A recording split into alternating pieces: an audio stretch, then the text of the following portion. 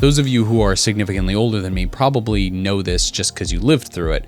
But in the early 1980s, there was a huge video game craze, and people saw video games as a way of profit as they became incredibly popular with Pac-Man and Pong and home console systems, mainly the Atari. So everybody wanted to get in on investing in video games, and video games started to be made a dime a dozen. No other company offers you as many different video game cartridges as Atari. Every single movie, every single potentially profitable franchise began making games for the Atari, and Atari saw incredible profits. Atari's video game sales had gone from $200 million to $2 billion.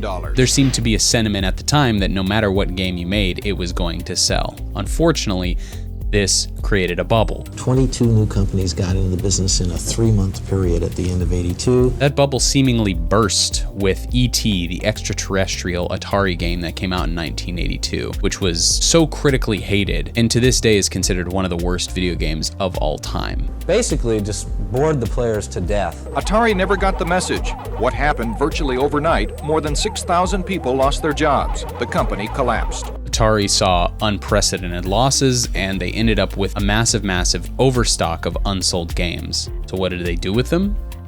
They buried them. Now, this story is often considered to be a lot of urban legend because many of the aspects of the story have been exaggerated. There are accounts that Atari buried millions of copies of E.T. the Extraterrestrial in the middle of the desert. That wasn't true, but they did bury about 700,000 game cartridges and Atari sets overall. There's actually a documentary made about this called Atari Game Over that came out in 2014, and that production crew actually set up an excavation of that area in the desert believed to be where they dumped all the Atari stuff, and they found that to be true. Games like Year's Revenge, Star Raider, Pac-Man, Space Invaders, Defender, Warlords, and E.T. the Extraterrestrial were all found buried under a bunch of dirt.